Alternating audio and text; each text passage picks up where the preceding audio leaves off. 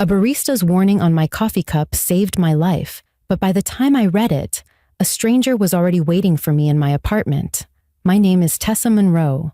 I'm 26 years old, and I work as a freelance graphic designer in Portland, Oregon. I live alone in a small one-bedroom apartment in the Pearl District, and up until 6 months ago, I thought I was safe. I thought I was careful. I thought I knew how to protect myself. My older brother Ryan is a police officer. He's 29, and ever since our dad passed away when I was in college, Ryan has taken it upon himself to be my protector. He installed extra locks on my door, taught me basic self-defense moves, and drilled into my head the importance of being aware of my surroundings. I always thought he was being a little overprotective, but I loved him for caring. Then there's Jordan Kim, the owner of my favorite coffee shop, Jade Street Coffee. Jordan is in her early 30s, has this incredible ability to remember every regular customer's order, and over the past 2 years, she's become more than just my barista. She's become someone I trust. It was a rainy Thursday morning when everything changed. I walked into Jade Street Coffee like I had hundreds of times before. Jordan was behind the counter, and she had my usual order ready before I even reached the register: medium vanilla latte, extra foam. But when she handed me the cup, I noticed something written in black marker under my name.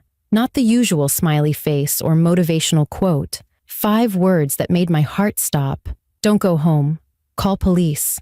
I stared at those words, my mind trying to process what I was reading. Was this a joke? Some kind of mistake? I looked up at Jordan, and she was already helping the next customer.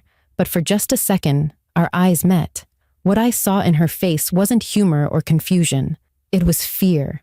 Real, urgent fear. Before I could say anything, before I could ask her what this meant, my phone buzzed in my pocket. I pulled it out and saw a text from an unknown number. My hands started shaking as I read it. Too late. I'm already inside. If you want to see how this story ends, hit that subscribe button right now and drop a comment telling me where you're watching from. I read every single one. Let me back up and tell you about my life before that morning, so you understand why this was so terrifying. I moved to Portland 3 years ago, right after graduating from art school in California. I wanted independence, a fresh start, a chance to build my career on my own terms.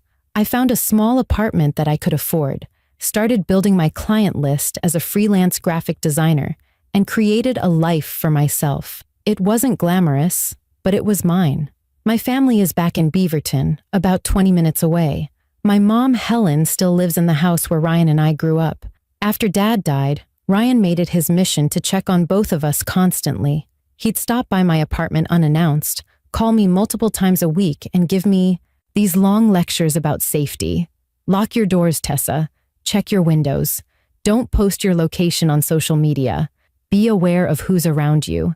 I'd roll my eyes and tell him I was fine, that Portland was safe, that he needed to stop treating me like a kid. But Ryan was serious about it. When I first moved into my apartment, he came over with a toolbox and installed deadbolts, a chain lock, and even a doorstop alarm that would go off if someone tried to force the door open. He made me promise to use them every night. And I did, mostly. Sometimes I'd forget, especially if I was tired or had my hands full with groceries. It never seemed like that big of a deal. I'm a creature of habit, which probably sounds boring, but I like routine. It makes me feel organized and in control. Every weekday morning at exactly 8:30, I'd walk 3 blocks from my apartment to Jade Street Coffee.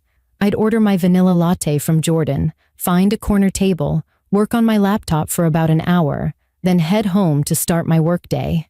I'd been doing this exact routine for 2 years. Jordan knew my order by heart. She'd have it ready before I even got to the counter. We'd chat about weekend plans, new menu items, the weather. It was comfortable, safe, familiar. Jordan runs that coffee shop with her wife, and they've created this warm, welcoming space that feels like a second home to a lot of us regulars. Jordan has this amazing memory for details. She remembers birthdays, asks about projects you mentioned weeks ago, notices when you seem off. That's just who she is. Observant and caring. About a month before that Thursday morning, I started noticing strange things at my apartment.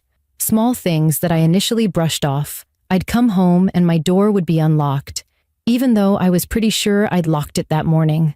I'd tell myself I must have been distracted and forgotten. Then I started noticing items moved around. A coffee mug in the sink that I didn't remember using.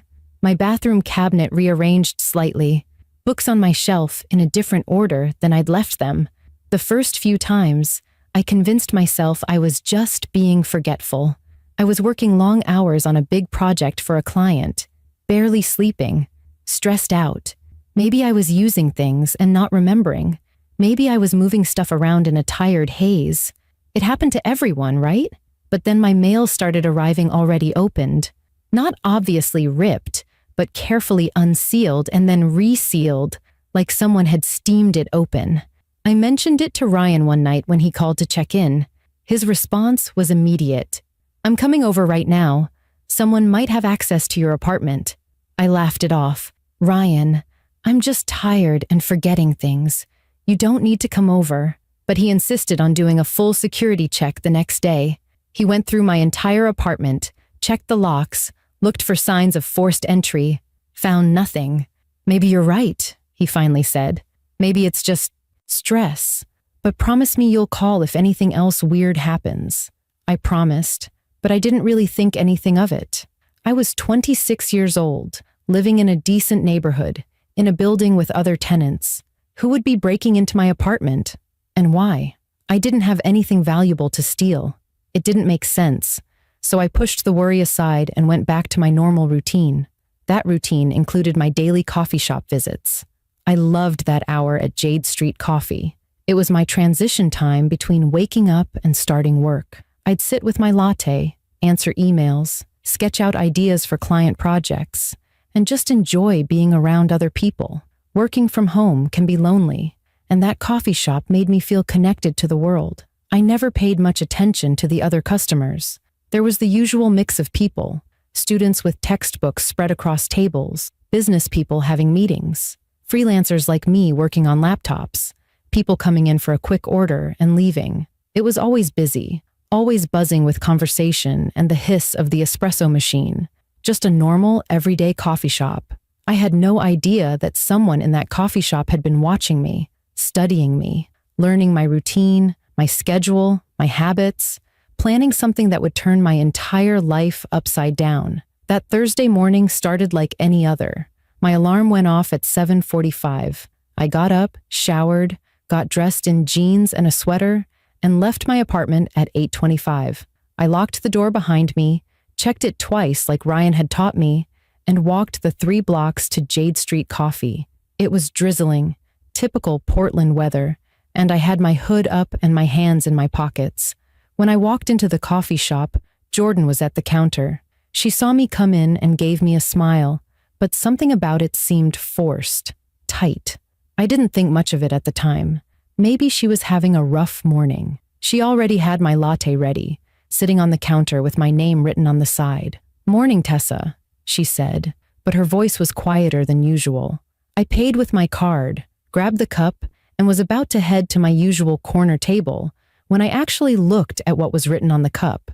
That's when I saw it, under my name, in Jordan's handwriting, but messier than normal, like she'd written it in a hurry. "Don't go home, call police." My brain couldn't process it at first. I just stood there, staring at those 5 words, reading them over and over. This had to be a mistake. Maybe Jordan meant to write this on someone else's cup. Maybe it was some kind of joke I wasn't understanding. I looked up at Jordan, trying to catch her eye, and she glanced at me for just a second before looking away. But in that brief moment, I saw something in her expression that made my stomach drop. She was scared. My phone buzzed in my jacket pocket. I pulled it out with shaking hands and saw a text notification from a number I didn't recognize. No name, just digits. I opened.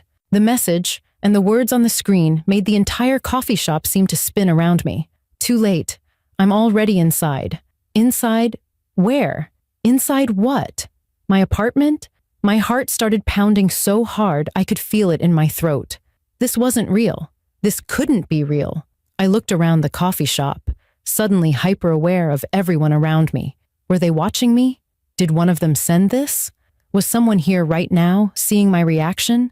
My hands were shaking so badly I almost dropped my phone. I set the coffee cup down on the counter because I couldn't hold it steady. Jordan appeared beside me, wiping down the counter with a rag, not looking directly at me. When she spoke, her voice was barely above a whisper. There's a man who's been coming in here for the past 3 weeks.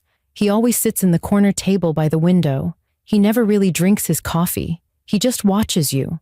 This morning he left right after you walked in, and I heard him on his phone saying something about today's the day and finally getting inside. Tessa, I think he followed you home before. I think he knows where you live. The room started tilting. A man had been watching me for 3 weeks, and I never noticed? What does he look like? I managed to whisper back. Jordan kept wiping the counter, still not making eye contact. Tall, maybe 6 feet. Dark hair, always wears a gray hoodie and glasses.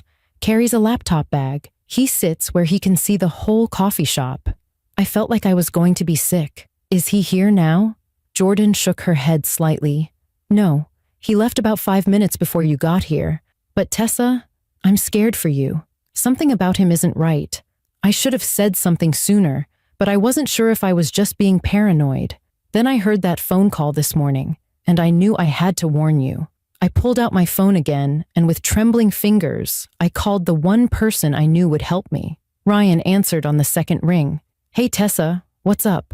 I tried to keep my voice steady, but it came out shaky and panicked. Ryan, I need you. Something's wrong. Jordan says someone's been following me, and I got a text saying someone's inside my apartment. I don't know what to do. There was a pause. Then Ryan's voice changed completely. All the casual, brotherly warmth was gone, replaced by his cop voice. Sharp, focused, in control. Where are you right now? Are you somewhere safe?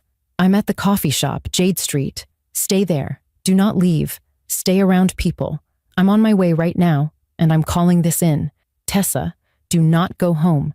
Do you understand me? Stay at that coffee shop until I get there. Okay, I whispered. I'll be there in 10 minutes. Stay on the line with me. I stayed on the phone with Ryan, my hand gripping it so tight my knuckles turned white. Jordan brought me a glass of water and sat down across from me at a small table near the back, away from the windows. She kept glancing toward the door like she expected someone to walk in at any moment. My heart was racing so fast I felt dizzy. Ryan kept talking to me, his voice steady and calm, asking me questions to keep me focused. Describe exactly what the text said. Tell me about the things you noticed at your apartment. When did they start? I answered everything mechanically, my brain still trying to catch up with what was happening. Someone had been in my apartment. Someone had been watching me for weeks, and I had no idea who it was. Other customers in the coffee shop were going about their normal morning routines.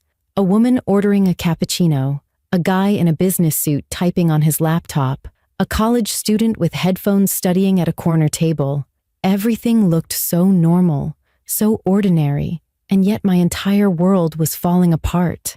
I wanted to scream at them, to tell them to look around, to pay attention, because danger could be anywhere. But I just sat there, frozen, waiting for Ryan to arrive. Jordan reached across the table and squeezed my hand. I'm so sorry I didn't say something sooner. I kept telling myself maybe I was reading too much into it. He was just another customer. But my gut kept telling me something was wrong. I should have trusted that feeling. My phone buzzed again. Another text from the same unknown number. My stomach turned as I read it.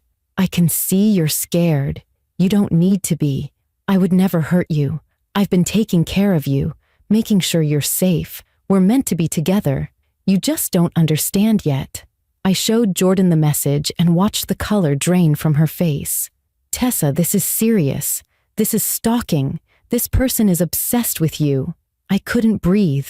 The walls of the coffee shop felt like they were closing in. Who was doing this? Why me? What did they want? 7 minutes after I called him, Ryan burst through the coffee shop door in full uniform, his partner Officer Hayes right behind him. Ryan's eyes scanned the entire room in seconds, the way cops do, assessing threats, looking for anything out of place. When he spotted me, he crossed the room in 3 long strides. Show me your phone. I handed it over with shaking hands, and he read through the messages, his jaw getting tighter with each word. Officer Hayes was already on his radio, speaking in that clipped police code I didn't understand, calling for backup and requesting units to check my apartment. Ryan looked at Jordan. "You said there's a man who's been watching her. Describe him." Jordan repeated everything she'd told me. The gray hoodie, the glasses, the laptop bag, the corner table by the window. "He's not here now, but he was here every morning for the past 3 weeks. Same time, same spot. He'd buy one black coffee and make it last 2 hours, while he stared at Tessa. I thought maybe he was just socially awkward at first, but it became obvious he was tracking her movements. He'd watch when she arrived, what she ordered, where she sat, when she left. Then yesterday, I saw him following her when she walked home. He stayed about half a block behind, but he was definitely following her." Ryan's face went hard. "Why didn't you report this?" Jordan's eyes filled with tears. I know I should have. I kept second-guessing myself. I didn't want to accuse someone of being a creep if I was wrong. But this morning, when I heard him on that phone call, talking about getting inside and today being the day, I knew I couldn't stay quiet anymore." Ryan's radio crackled to life. It was the officers he'd sent to my apartment. "We're at the location. Doors locked, no signs of forced entry from the outside, requesting permission to enter the premises." Ryan looked at me. "Do I have your permission to have officers enter your apartment?" I nodded quickly. "Yes, please." There was a pause, then the radio crackled again. The officer's voice was different this time. Lower, more serious. "We're inside. You need to see this. Send Detective Brennan. We've got evidence of habitation." My blood went cold. "What does that mean?" I asked Ryan. He put his hand on my shoulder, his face grim. "It means someone's been living there." The coffee cup slipped from my hand and hit the floor, hot liquid spreading across the tile. Someone had been living in my apartment, while I was sleeping, while I was working, while I thought I was alone and safe. Someone had been there, hiding, watching, waiting. Officer Hayes drove Ryan and me to my apartment building, but they wouldn't let me go inside. I sat in the back of the patrol car, watching police officers and detectives go in and out of my building, carrying evidence bags and taking photos. Ryan came back out after 20 minutes, and the look on his face told me it was worse than I'd imagined. He opened the car door and crouched down so he was at eye level with me. "Tessa, I need you to prepare yourself. This is bad. Whoever this person is, they've been inside your apartment for at least a week, maybe longer. There's a sleeping bag hidden in your bedroom closet, food wrappers stuffed behind your couch, and they set up equipment in your spare room." I felt like I was going to throw up. "What kind of equipment?" Ryan's jaw clenched. "Cameras.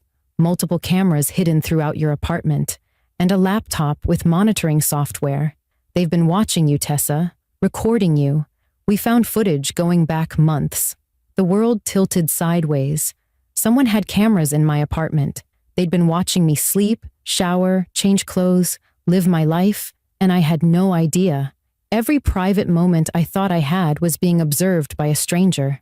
"I'm going to be sick," I whispered, and Ryan quickly opened the door wider as I leaned out and threw up on the pavement. Detective Lisa Brennan, a woman in her late 40s with sharp eyes and a no-nonsense demeanor, came out of my building carrying a laptop in an evidence bag. She walked over to the patrol car and introduced herself. "Ms. Monroe, I'm Detective Brennan.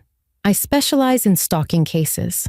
We're processing your apartment now, and we're going to find whoever did this. But I need you to come down to the station and answer some questions. We need to build a timeline, figure out who had access to your space, and identify any potential suspects." I could barely form words. "Do you know who it is?" Brennan shook her head. "Not yet, but we will.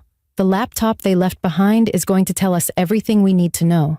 At the police station, I sat in a small interview room that smelled like old coffee and cleaning solution.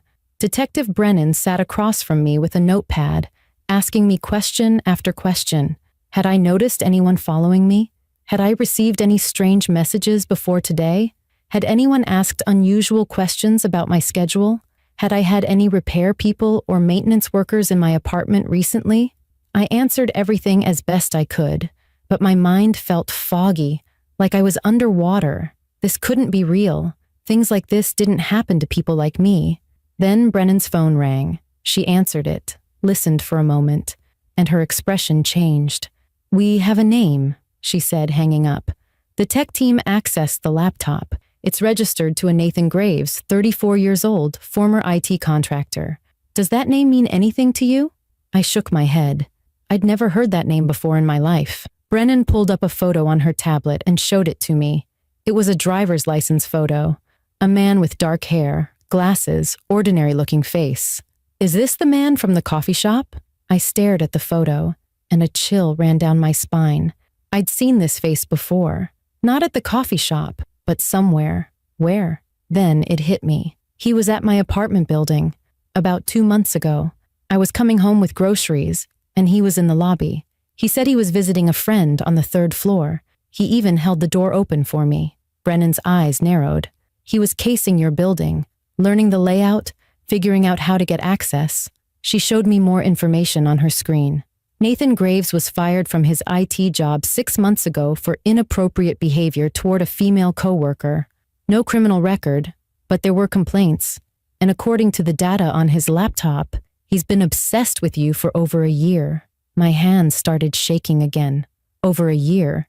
He'd been watching me for over a year, and I never knew. Then my phone buzzed. Everyone in the room tensed. It was another text from the unknown number. But this one was different. It wasn't words. It was a photo.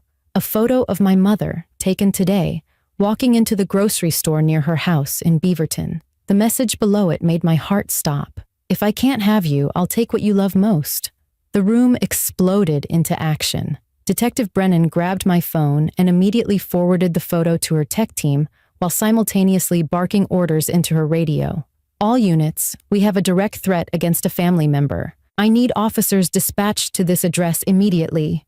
She rattled off my mother's address in Beaverton while Ryan was already on his phone, calling my mom. I sat there frozen, unable to move, unable to breathe, watching this nightmare spiral completely out of control. This man, this stranger who'd been living in my closet and watching me through hidden cameras, was now threatening my mother, the one person in the world who'd always made me feel safe. Ryan's call went to voicemail. He tried again. Voicemail.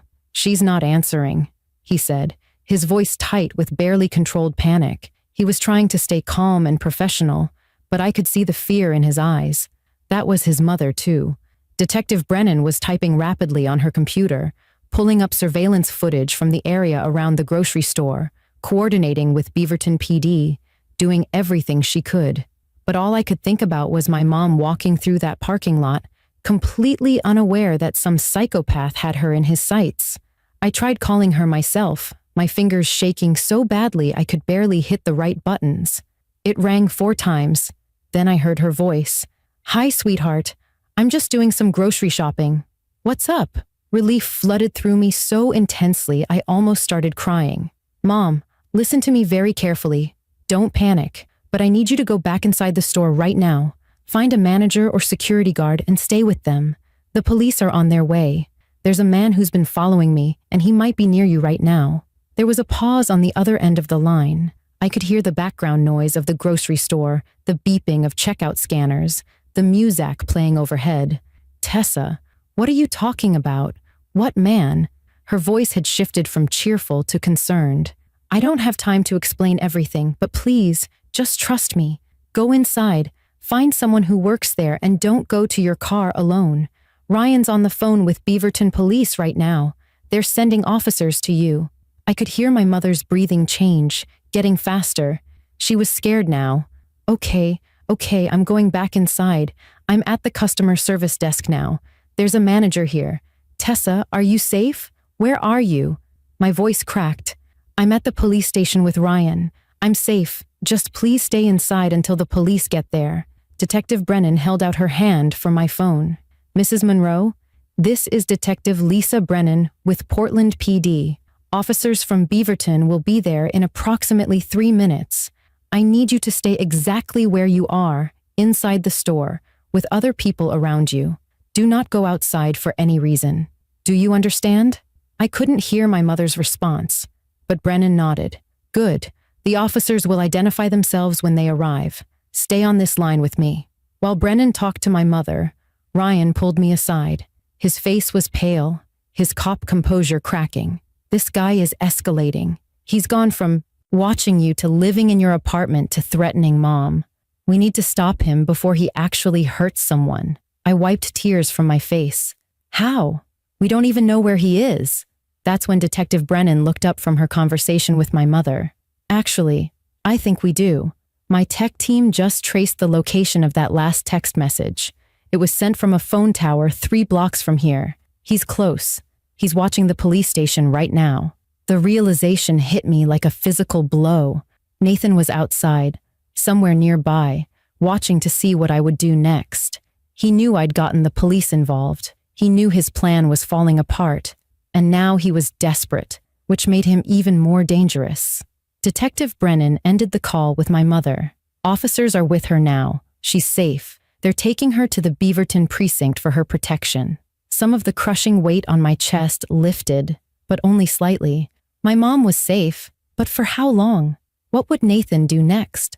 Brennan sat down across from me, her expression serious, but not unkind. Tessa, I know this is terrifying, but I need you to be brave right now.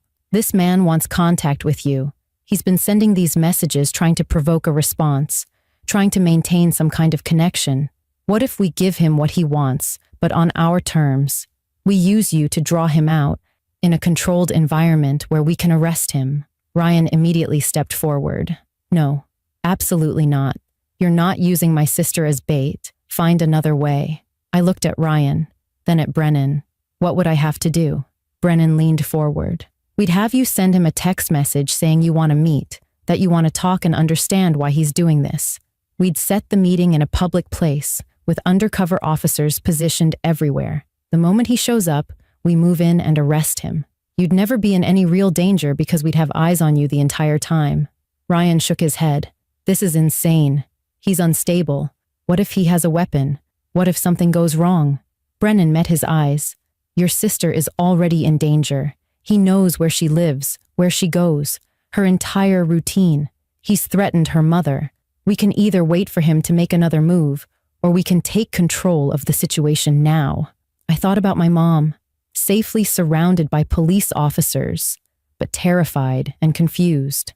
I thought about Jordan, who'd risked warning me even though she was scared.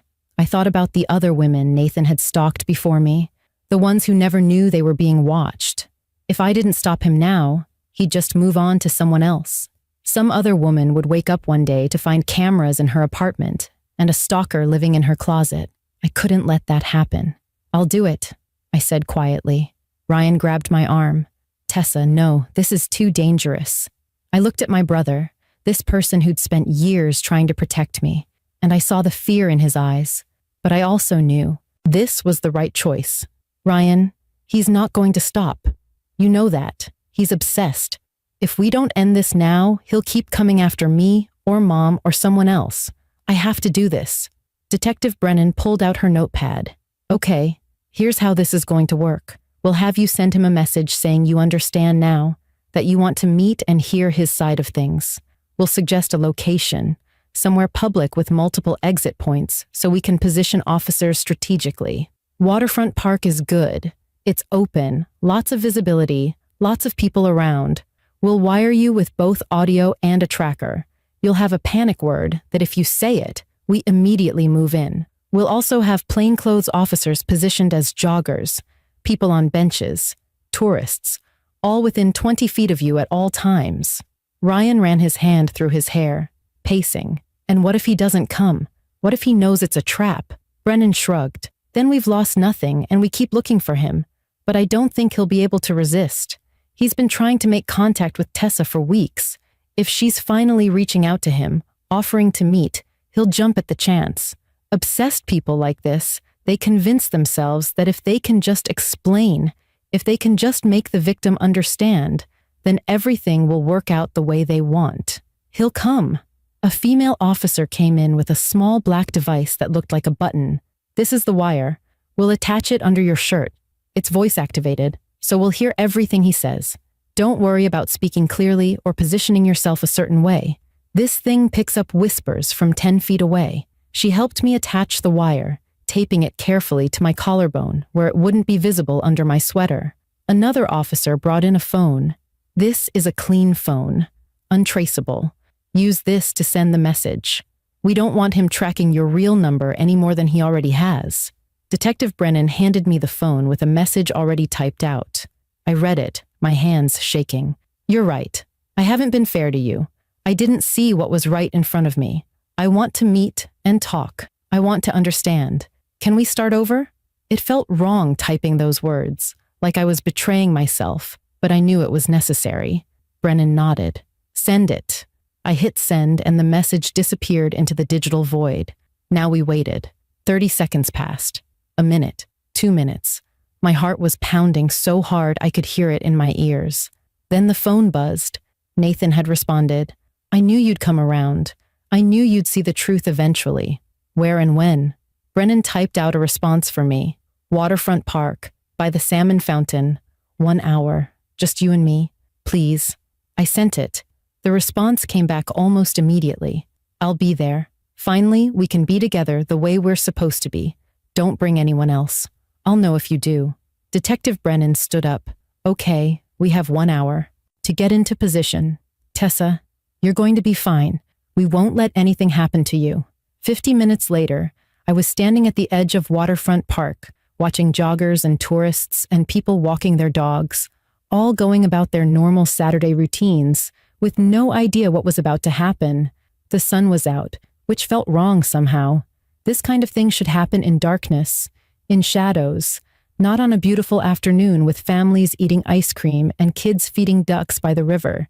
Detective Brennan had positioned at least 15 officers throughout the park, all in plain clothes. A woman pushing a stroller, a man reading a newspaper on a bench, a couple taking selfies by the water, a guy throwing a frisbee with his dog. All of them were armed police officers, and all of them were watching me. Ryan had wanted to be one of the undercover officers, but Brennan refused. You're too emotionally involved. If something goes sideways, you'll react with your heart instead of your head, and that could get your sister hurt. So Ryan was back at the command post in an unmarked van 2 blocks away, listening to everything through my wire, probably losing his mind with worry. I touched the small device under my sweater, reminding myself it was there. I wasn't alone. I just had to get Nathan to talk, to confess, to say something incriminating that would put him away for a long time. Then this nightmare would be over. I saw him before he saw me. He was walking along the path that ran parallel to the river, wearing that gray hoodie Jordan had described, his hands in his pockets, looking around like he was searching for someone. For me, my stomach turned. This was the man who'd been sleeping in my closet, who'd installed cameras to watch me in my most private moments, who'd threatened my mother. And he looked so ordinary, just a regular guy you wouldn't look at twice if you passed him on the street. That's what made it so terrifying. Nathan spotted me, and his face lit up with this huge smile, like we were old friends reuniting after years apart. He walked faster, almost jogging, and I had to force myself not to run. Every instinct in my body was screaming at me to get away, but I stayed rooted to the spot by the salmon fountain, my hands clenched into fists at my sides. Tessa, he said, and his voice was soft, almost gentle. I'm so glad you came. I knew you'd understand eventually. I knew you'd see that we're meant to be together. He moved to hug me, and I stepped back quickly. His smile faltered slightly. It's okay. I know this is a lot to process. Let's sit down and talk. We sat on a bench near the fountain, and I made sure to leave space between us, close enough for the wire to pick up his voice, far enough that he couldn't easily grab me. Nathan was staring at me with this intense look, like he was trying to memorize every detail of my face. You have no idea how long I've waited for this moment. To finally be able to talk to you, really talk to you, without barriers or misunderstandings. My voice came out shakier than I wanted. You've been following me. You've been in my apartment. Why? Nathan's expression was earnest, almost hurt that I would even ask. Because I love you, Tessa. I've loved you from the moment I first saw you at that coffee shop 2 years ago. You were sitting by the window working on your laptop, and the sun was hitting your hair just right. And I thought, that's her. That's the one. He leaned forward, and I could smell coffee on his breath. I needed to know everything about you. What makes you happy? What makes you sad? What you're afraid of? What you dream about? So I started watching, learning your routine. And then I realized that the only way to truly know you was to be close to you, to be part of your life, even if you didn't know I was there yet. So I got copies of your keys when you left your bag at the coffee shop that day, remember? You were so distracted, talking on your phone, and your keys were just sitting there in your purse. It only took me 20 minutes to make copies and return them before you even noticed. My skin crawled. He'd stolen my keys months ago. He'd been planning this for months. You installed cameras in my apartment. Nathan nodded enthusiastically, like I was finally understanding something important. I had to make sure you were safe, and I had to learn about you, the real you, the you that you don't show the world. I've watched you dance in your kitchen when you think no one's looking. I've watched you cry over movies. I've watched you sleep, and you're so beautiful when you sleep, Tessa. So peaceful. He reached out to touch my face, and I jerked back. His hand froze in midair, and something flickered across his expression. Annoyance, maybe. Don't be like that. I've been taking care of you. Sometimes I'd clean up after you, organize your things. Remember when your Wi-Fi stopped working and then suddenly started again? That was me. I fixed it for you. I remembered that day. I'd been so frustrated with my internet, and then it just randomly started working again. It hadn't been random. He'd been in my apartment, hiding somewhere, fixing my router while I sat at my desk completely unaware. You've been living in my closet, I said, and I couldn't keep the disgust out of my voice. Nathan didn't seem to notice my tone, or maybe he just didn't care. Only for the past couple weeks. I had everything planned out. I was going to reveal myself gradually, make it seem like we were running into each other by coincidence, let a relationship develop naturally. But then you called the police. You ruined everything. We could have been so happy, Tessa. I had it all mapped out. Our first real date, our first kiss, our future together, and you destroyed it. His voice was rising now, getting angry, and I saw Detective Brennan in my peripheral vision, dressed as a jogger, moving slightly closer. Why did you send that photo of my mom? I asked, trying to keep him talking. Nathan's jaw tightened. I needed you to understand how serious I am. If I can't have you, then no one can. Not your family, not your friends, no one. That's how much I love you. I'd rather see you dead than with someone else. The words hung in the air between us, and I realized with absolute clarity that this man was completely insane. There was no reasoning with him, no making him see how wrong this was. He'd convinced himself that stalking me and threatening my family was love. You said in your text that you wanted to start over, Nathan continued, his voice calmer now, back to that gentle tone that made my skin crawl. I'm willing to forgive you for calling the police. We can leave Portland, start fresh somewhere new where no one knows us. I have money saved. We can go anywhere you want, as long as we're together. He reached into his jacket pocket and I tensed, ready to shout the panic word, but what he pulled out wasn't a weapon. It was a small, velvet box. He opened it, showing me a diamond ring inside. I bought this 3 months ago. I've been carrying it around, waiting for the perfect moment. This isn't how I imagined proposing, but maybe it's even better, more honest, more real. He was trying to put the ring on my finger when I stood up abruptly. Nathan, you don't love me. You don't even know me. You've been watching some version of me that you created in your head, but that's not real. What you've done is stalking. It's illegal. It's terrifying. And it's not love. His face changed completely. The gentle expression vanished, replaced by something cold and hard. Don't say that. Don't you dare say that. I've spent 2 years of my life devoted to you. I've sacrificed everything. I lost my job because I couldn't stop thinking about you. I spent every dollar I had installing those cameras, following you, making sure you were safe. And this is how you thank me? He stood up, and I saw his hand go back to his jacket pocket. This time I didn't wait to see what he was reaching for. Coffee, I said loudly, the panic word. Immediately, officers materialized from everywhere. The woman with the stroller dropped it and pulled out her badge and gun. The man on the bench was suddenly running toward us. The couple taking selfies were police officers moving in from both sides. "Police! Hands where I can see them! Get your hand out of your pocket slowly!" Nathan's face went from anger to complete shock in a split second.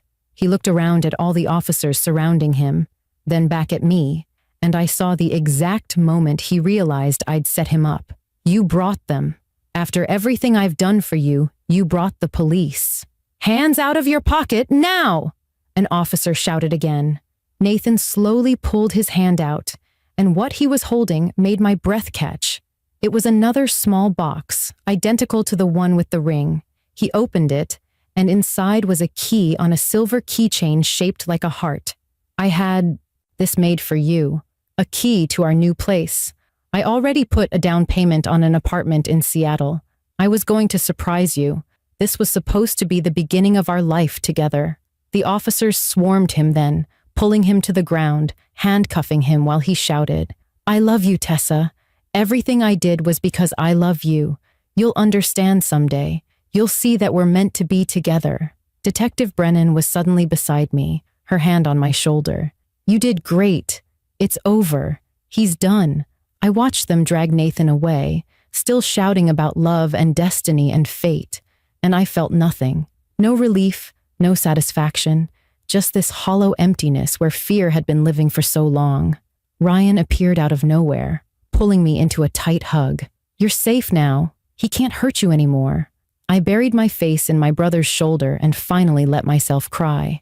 Nathan Graves was taken into custody that afternoon, and the evidence against him was so overwhelming that his lawyer advised him to take a plea deal. The laptop they found in my apartment contained thousands of photos of me, detailed notes about my daily routine, maps of places I frequented, and surveillance footage from the cameras he'd installed. There were also files on 3 other women he'd stalked before me, going back 5 years. None of them had ever known they were being watched. The district attorney charged him with stalking, burglary, unlawful surveillance, criminal threatening, and about a dozen other charges. In exchange for pleading guilty and avoiding a trial that would have dragged on for months, Nathan was sentenced to 12 years in prison with mandatory psychiatric evaluation and treatment. The judge also issued a permanent restraining order, meaning he could never contact me again once he was released. I attended the sentencing hearing 6 months later, sitting between Ryan and my mother in a courtroom that smelled like furniture polish and anxiety. Nathan was brought in wearing an orange jumpsuit and handcuffs, and when he saw me, he smiled. Actually smiled, like we were sharing some private joke. The judge asked if I wanted to make a victim impact statement, and I stood up on shaking legs. I'd written down what I wanted to say, but when I looked at Nathan sitting there with that smile on his face, I crumpled up the paper and spoke from my heart instead. "You told me you loved me, but you don't know what love means. Love doesn't involve breaking into someone's home. Love doesn't involve hiding cameras in their bedroom and bathroom.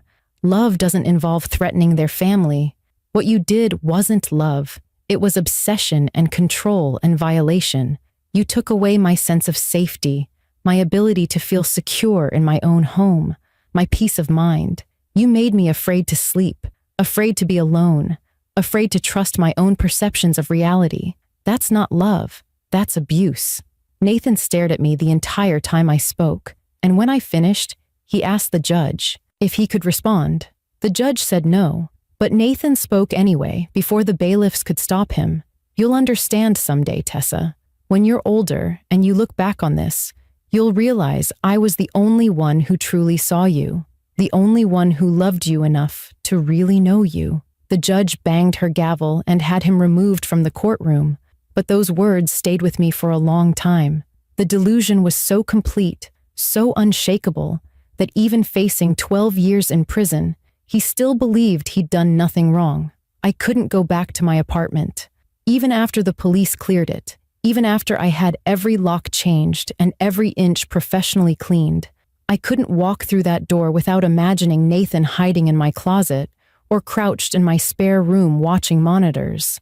I broke my lease and moved into a new building across town, one with 24-hour security, cameras in every hallway, and a doorman who checked IDs. My new apartment was smaller and more expensive, but it had one thing my old place didn't. It felt safe, or at least, safer. The nightmares took longer to fade.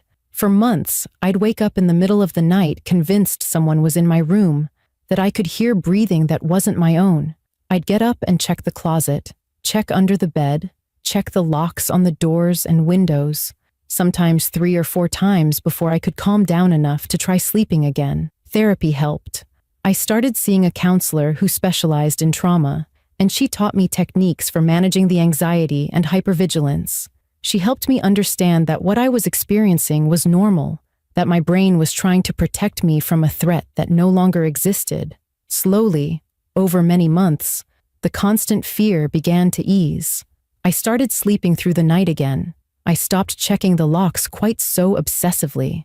I began to feel like myself again, or at least a version of myself that had survived something terrible and come out the other side changed but not broken. Jordan and I remained close. She carried enormous guilt about not speaking up sooner, even though I told her repeatedly that she'd saved my life. If you hadn't written that warning on my cup, I would have walked into my apartment with Nathan inside. Who knows what would have happened? You gave me time to call for help. You gave me a chance to survive. We still met for coffee, though I varied which shops I went to and never kept a predictable routine anymore. Jordan understood. She'd started training her staff to watch for signs of stalking or concerning behavior, and she put up resources in the bathroom about what to do if you felt unsafe. Other coffee shops in Portland started doing the same thing. Something good came from something horrible. The 3 other women Nathan had stalked were contacted by Detective Brennan, and hearing their stories was both validating and heartbreaking. One woman, a nurse named Ashley, had moved to a different state because she'd felt like someone was watching her but could never prove it. Another woman, a teacher named Rachel, had found a camera hidden in her apartment years ago, but the police had never identified who placed it. Now they all had answers, and while those answers were disturbing, at least they knew they weren't crazy. We formed a support group, meeting once a month via video call to talk about recovery and healing. Knowing I wasn't alone in this experience made it easier to bear. Ryan took what happened to me harder than I expected. He'd spent years trying to protect me, teaching me about safety, installing extra locks, and still a predator had gotten to me. I should have listened when you said things felt off, he told me one night when he came to check my new apartment's security. I should have taken it more seriously instead of telling you it was probably nothing. I put my hand on his arm. You couldn't have known. I didn't even fully believe it myself. We're conditioned to ignore our instincts, to not make a big deal, to avoid seeming paranoid. That's not your fault. But I could see the guilt still eating at him, so I made him promise to use what happened to me to help other people. He started teaching self-defense and safety awareness classes specifically focused on recognizing stalking behavior. He wanted other families to be better prepared than we were. My mother took months to feel safe again. She was terrified every time she left her house, convinced Nathan had accomplices who might come after her. It took patient reassurance from both Ryan and Detective Brennan, plus therapy of her own, before she could go grocery shopping without looking over her shoulder every few seconds. We got closer through the whole ordeal, talking on the phone every day, sometimes multiple times a day. She'd call just to hear my voice, to confirm I was okay. I understood. I did the same thing with her. 8 months after Nathan's sentencing, I did something I never thought I'd do. I started speaking publicly about what happened. A local advocacy group asked me to share my story at a conference about stalking and domestic violence, and I said yes. Standing in front of a room full of strangers and talking about the most terrifying experience of my life was harder than I imagined, but it was also freeing. I saw people in the audience nodding, crying, recognizing their own experiences in mine. After my talk, 3 different women came up to me and said they were currently being stalked but hadn't reported it because they weren't sure if they were overreacting. I gave them Detective Brennan's card and urged them to file reports immediately. 2 of them did, and both cases led to arrests. That's when I realized my story could actually help people. I partnered with anti-stalking organizations and started doing regular talks at colleges, community centers, and conferences. I talked about warning signs, about trusting your instincts, about the importance of documenting everything and reporting concerns, even when you're not sure. Stalkers count on you dismissing your own fears, I'd tell audiences. They count on you being polite, not wanting to make a scene, convincing yourself you're being paranoid. But if something feels wrong, it probably is. Your instincts are trying to protect you. Listen to them.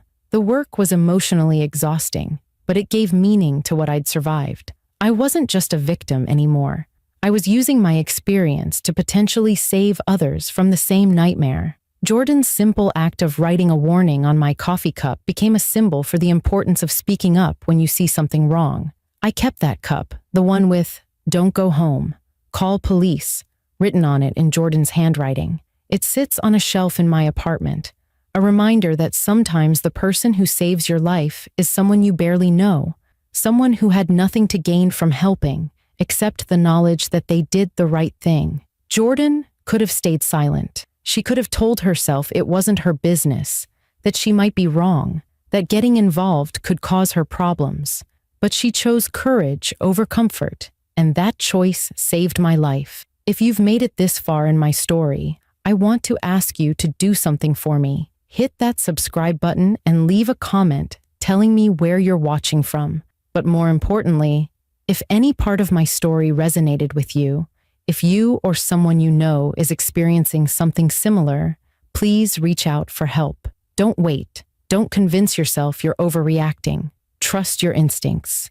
A year after everything happened, I was finally able to return to something close to a normal life. I still varied my routines and stayed aware of my surroundings, but the constant fear had faded to manageable caution. I'd started dating again, though I was much more careful about who I let into my life and how much information I shared online.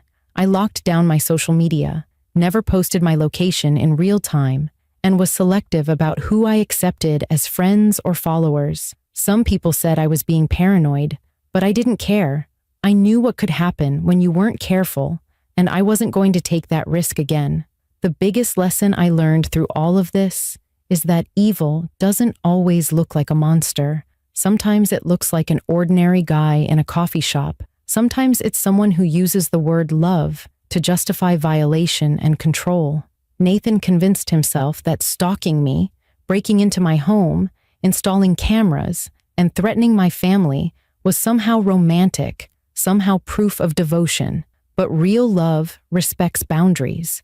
Real love doesn't require surveillance or control. Real love doesn't involve fear. I also learned the importance of community and looking out for each other. Jordan saw something wrong and spoke up, even though it was uncomfortable and scary. Detective Brennan and her team worked tirelessly to keep me safe and build a case against Nathan.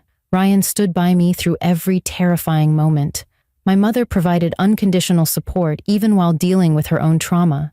These people, these connections, that's what got me through the darkest time of my life. We protect each other. We speak up when we see something wrong. We believe victims when they come forward. To anyone watching this who might be going through something similar, please know that it's not your fault. You didn't do anything to deserve being stalked or violated. It doesn't matter what you wore, where you went, what you posted online, or how friendly you were to someone. Stalkers choose their victims and then justify their behavior with twisted logic. You are not responsible for someone else's obsession, and you deserve to feel safe in your own home, to live your life without fear, to exist without constantly looking over your shoulder. I'm Tessa Monroe, and I survived because a barista trusted her instincts, and I was smart enough to listen to her warning. A 5-word message on a coffee cup gave me the time I needed to call for help, to avoid walking into a nightmare. I keep that cup as a reminder that small acts of courage can have enormous impact, that speaking up even when you're scared can save a life. Trust your instincts. Watch out for each other. Speak up when something feels wrong. Document everything. Report concerns even when you're not completely sure. And never, ever ignore that voice in your head telling you something's off. That voice might just save your life like it saved mine.